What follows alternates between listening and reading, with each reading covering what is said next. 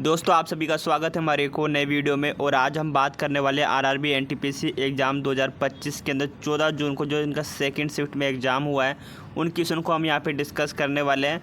तो चलिए इस वीडियो को स्टार्ट करते हैं और देखते हैं कि कौन कौन से क्वेश्चन आपके 14 जून के सेकंड शिफ्ट में पूछे गए हैं, ताकि आप नेक्स्ट शिफ्ट में अच्छे से तैयारी कर सकें। और अगर आपका भी आने वाले शिफ्ट में एग्ज़ाम है तो आप इस वीडियो को पूरा देखिए, आपको 100% इस सब का आंसर बताने वाले हैं। तो चलिए इस वीडियो को स्टार्ट करते हैं। आज का हमारा पहला क्वेश्चन है, कौन सी जनजाति विद्रोह 1857 के विद्रोह के दौरान नहीं हुआ था? इसका करेक्ट आंसर होगा ऑप्शन नंबर ए, संथाल विद्रोह। क्योंकि जो विद्रोह है ये 1855 से 56 के बीच में हुआ था। यहाँ पर आप इसका एक्सप्लेनेशन भी है, 1855 से 56 के बीच में ये संथाल विद्रोह हुआ था, जबकि 1857 में विद्रोह के दौरान और भी कई सारे विद्रोह हुए थे।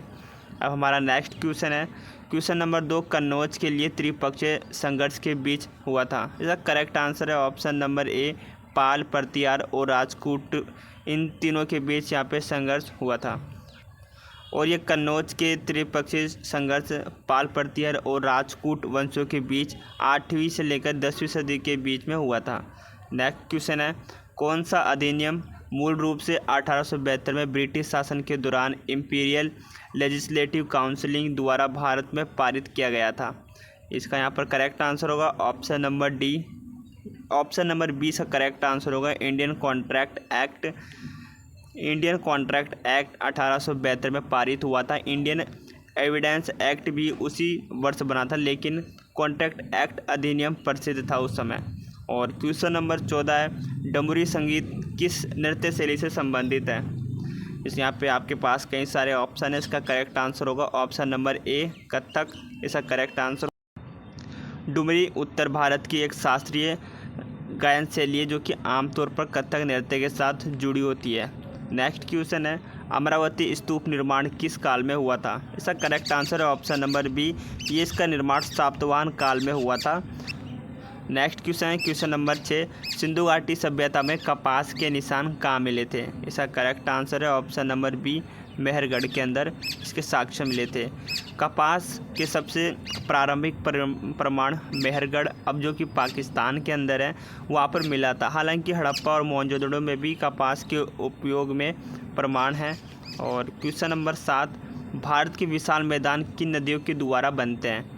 करेक्ट आंसर है option number B, Ganga, Brahmaputra और सिंधु, जो कि इन सब की सहायक नदी भी है। और इसका करेक्ट आंसर होगा ऑप्शन नंबर सी, भारत के उत्तरी भारतीय मैदान गंगा, ब्रह्मपुत्र, सिंधु नदी तथा उनकी सहायक नदियों के द्वारा ये बनाया जाता है। हमारा नेक्स्ट क्वेश्चन है, इलायची द्वीप कहाँ पर स्थित है? इसका करेक्ट आंसर होगा ऑप्शन नंबर बी, लक्षद्वीप के अंदर ये स्थित है।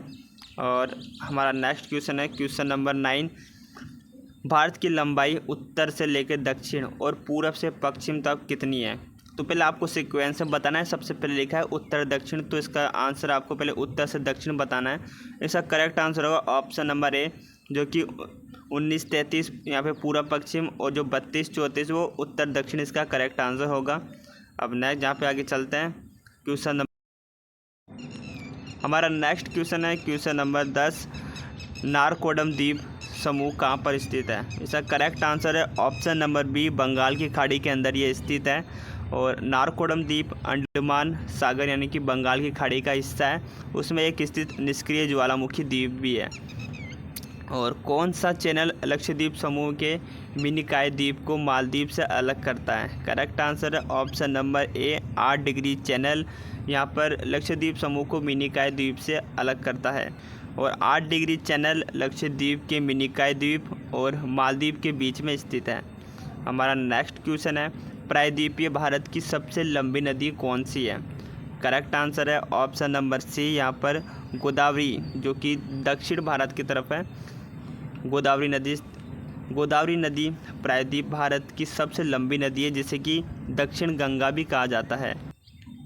हमारा नेक्स्ट क्वेश्चन है क्वेश्चन नंबर 19, MS वर्ड में एक नया खाली डॉक्यूमेंट खोलने के लिए शॉर्टकट कुंजी क्या है? इसमें करेक्ट आंसर होगा control, option number C, Ctrl+N, यानी कि एक न्यू फाइल ओपन करने के लिए Ctrl+N जैसे हम दबाते हैं तो हमारे पास एक ब्लैंक नई फाइल ओपन हो जाती है। अब हमारा क्वेश्चन नंबर 20 है, यहाँ पर निम्नलिखित में से कौन सा कंप्यूटर CPU का हिस्सा नहीं है? यहाँ पे जो CPU का हिस्सा नहीं है वो ऑप्शन नंबर सी, ये आपका CPU का हिस्सा नहीं है। और बाकी जो रजिस्टर्ड होते हैं और कंट्रोल यूनिट और अर्थमेटिकल लॉजिकल यूनिट ये सभी का CPU का हिस्सा है, लेकिन मेमोरी अलग से लगाई जाती है। बिना मेमोरी के भी ये जो CPU वो अच्छे से वर्क करेगा।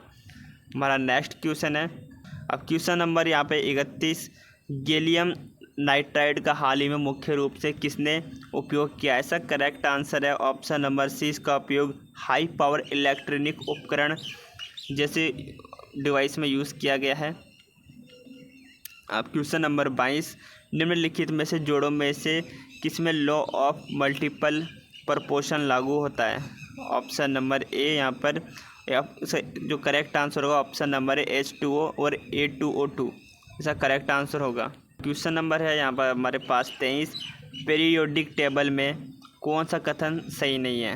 इसका करेक्ट आंसर होगा ऑप्शन नंबर सी, पीरियड्स में बाएं से दाएं जाने वाले धातु गुण बढ़ता है। अब यहाँ पे क्वेश्चन नंबर 24, 2025 तक संविधान की 8वीं अनुसूची में कितनी भाषाओं को मान्यता प्राप्त है? करेक्ट आंसर है ऑप्शन नंबर सी, जो कि अभी तक 22 भाषाओं को मान्यता दी गई है। संविधान में 8वीं अनुसूची में वर्तमान में 22 भाषाओं को मान्यता दी गई है। हमारा 25वां क्वेश्चन है, भारतीय संविधान की 11वीं अनुसूची में कितने विषय हैं? करेक्ट आंसर है ऑप्शन नंबर सी, अभी टोटल यहाँ पे 29 विषय हैं। क्वेश्चन नंबर 26, राष्ट्रपति कैबिनेट में कितनी बार पुनर्विचार के लिए कह सकते हैं? करेक्ट आंसर है ऑप्शन नंबर ए, 1 बार। 44वें संविधान संशोधन 1978 के अनुसार राष्ट्रपति कैबिनेट की सलाह पर एक बार पुनः विचार के लिए कह सकते हैं, दोबारा वही सलाह आने पर उसे मानना अनिवार्य है। क्वेश्चन नंबर यहाँ पे 27 है, यहाँ पे छोटे किसानों की ने मुख्य रूप से किस कारण से हरित क्रांति तकनीकों को बड़े पैमाने पर नहीं अपनाया था? करेक्ट आंसर है ऑप्शन नंबर बी, उच्च लागत और छोटे जोत के कारण उन्हें नहीं अपनाया था। हरित क्रांति की तकनीकी के लिए पूंजी और संसाधनों की आवश्यकता थी, जो छोटे किसानों के लिए महंगी और छोटे खेत के लिए अनुपयुक्त थी। तो दोस्तों ये थे आरआरबी एनटीपीसी एग्ज़ाम 2025 के क्वेश्चन। जितने हमें क्वेश्चन मिले उन सभी को हमने यहाँ पर आपके सामने डिस्कस करने का प्रयास किया। जो ये आरआरबी एनटीपीसी के 14 जून सेकंड शिफ्ट के क्वेश्चन थे, जिसके अंदर आपके कई सारे क्वेश्चन आए थे। आपने देखा हमने बहुत सारे क्वेश्चन को डिस्कस भी किया। तो दोस्तों अगर आप चाहते हैं कि इसी तरीके से वीडियो हम आपके लिए लाते रहे तो आप हमारे टेलीग्राम को ज्वाइन कर लीजिए, ताकि वो सबसे पहले वहाँ पर आपको नोटिफिकेशन देखने को मिल जाएगा।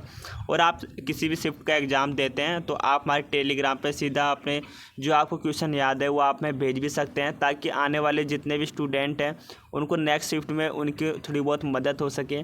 तो जल्दी मिलेंगे किसी नेक्स्ट वीडियो में, तब तक के लिए बाय, जय हिंद।